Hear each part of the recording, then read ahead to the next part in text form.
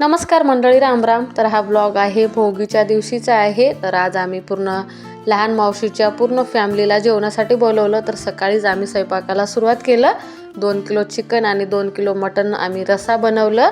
पोळी, भाजी, भात, पनीर पण बनवलं। तर पूर्ण स्वयंपाक झालेला आहे। चिकन, मटन, भाजी वगैरे झाली होती। ताईने पूर्ण पोळ्या वगैरे बनवलं। नंतर पूर्ण पाहुणे आले होते, मग सगळ्यांना चहा पाणी वगैरे दिलं।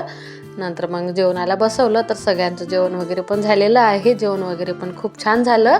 मग सगळ्यांना हळदी कुंकुम लावून सगळ्यांना आहेर दिलं।